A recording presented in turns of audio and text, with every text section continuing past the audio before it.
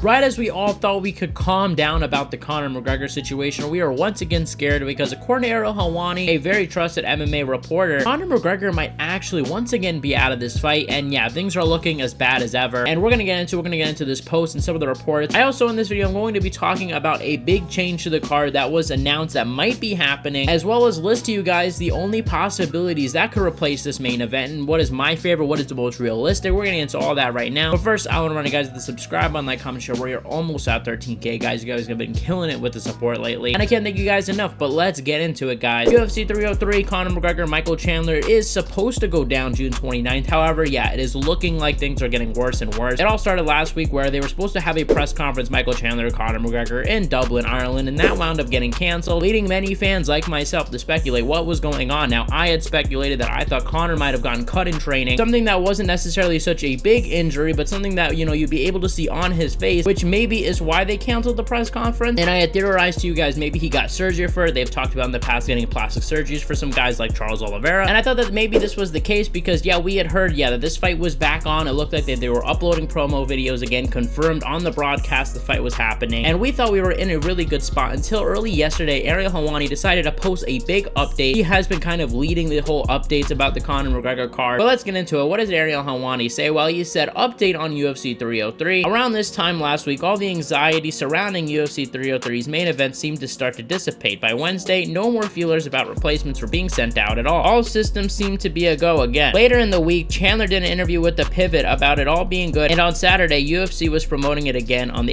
ABC Fight Night telecast. There was a scare about the fight being off, and the scare appeared to be no more. But since this morning, multiple sources are now saying feelers are being sent out again for June 29th for replacement and/or new fights. In short, there seems to be pessimism all over again regarding the status of UFC 303's main event. Actually, even more pessimism, it seems, than on Monday last week after the presser was canceled at last minute. Is this insurance, due diligence, or emergency replacement mode? Remains to be seen. It's all developing again, but it doesn't appear as though we are out of the woods either way just yet. More to come, and hopefully definitive answer one way or the other in short order. Now, the biggest thing about this post is when Ariel Helwani does say that there is more pessimism now than there was last week. Keep in mind, last week they had canceled the press conference last second, and that was assumingly when Conor McGregor was injured. Now, we don't know if this is an injury, to be fair, but I can't imagine what else it would be that would be this fluid that just wouldn't be explained. However, like I said in the beginning of the video, I did suspect it was a cut. However, I don't think it's a cut anymore. We saw Conor McGregor's face in a doctor's room. It looks like maybe for the leg. It looks like you see some sort of bone parts in the background. So yeah, look, is this unusual for Conor? No, he has fought through injuries before. We saw him fight through his injury with Khabib. He broke his toe before the fight. Also suffered an injury, of course, going into the third Dustin Poirier fight, leading him to break his leg. Went into an injury against Chad Mendes. I mean, the guy has gone into a fight injured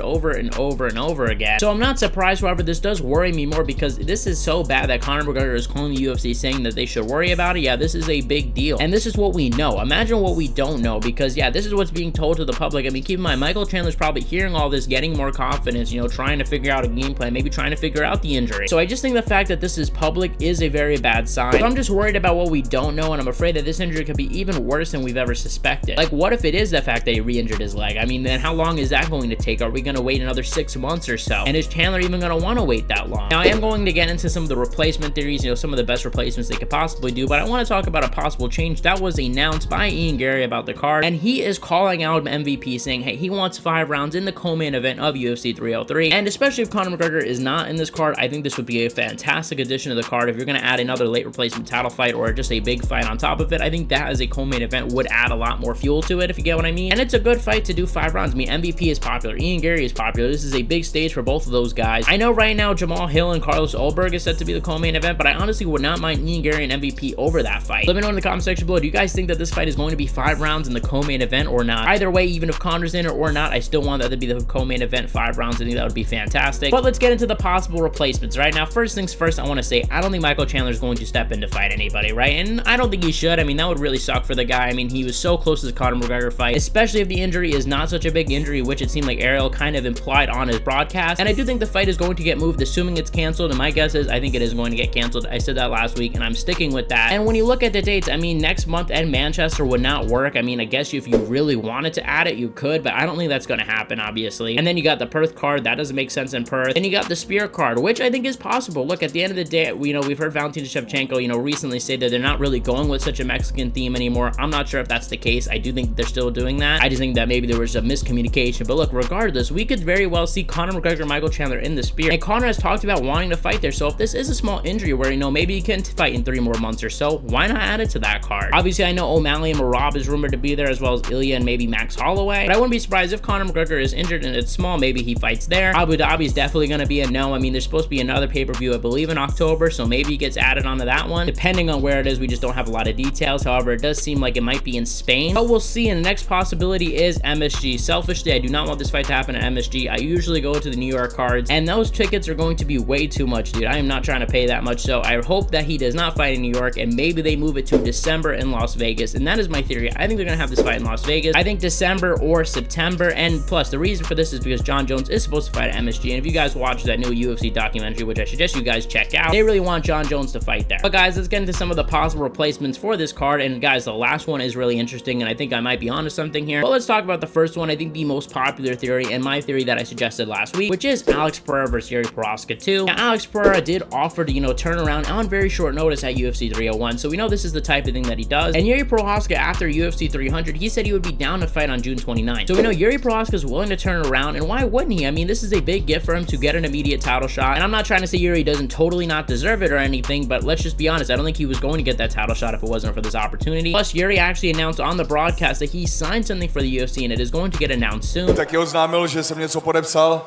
ale ještě si budeme muset počkat, protože zase moje organizace trošku s tím prodlí, tak já doufám, že za pár dní už to budeme vědět a bude to venku a jdeme pro to. Plus, Ali Abdelaziz tweeted this weird tweet talking about Magomed Ankalaev maybe not getting a title shot, or kind of alluding to that. Maybe he knows something we don't know. You could also do a situation, I guess, where Carlos Ulberg fights Pereira, and maybe you kick Jamal Hill off the card, maybe move him to fight, you know, later in the summer to fight Khalil Roundtree like he was supposed to. Now, while editing, Sean O'Malley decided to tweet out this weird tweet saying, interesting. So, yeah, you gotta add him now to the list, because this is definitely, at the very least, he had to have gotten a call about a replacement. Even if it doesn't wound up being the replacement, they definitely asked him to see how he's doing. Another one is Max Holloway versus someone. It could be Michael Chandler if he does stay on the card, which I don't think will happen. Maybe even Alexander Volkanovski. Alexander Volkanovski did say he'd be willing to step in on UFC 303. I know this would be crazy. Obviously, Volk has history of Holloway beating him 3 times already, and plus Volk deserves a shot at the BMF belt, obviously taking fights on short notice all the time and going up and testing himself. However, I don't think it's very likely either. Kayla Harrison also said that she would be able to step in at UFC 303, but she fight Raquel Pennington. Apparently, she has an injury, but maybe they do an interim title sort of situation, maybe pick an Irene Aldana or something like that. Obviously, not the greatest option, but it is possible. And lastly, this is the one that I said was interesting, perhaps, and this is totally possible, and I don't think this is impossible,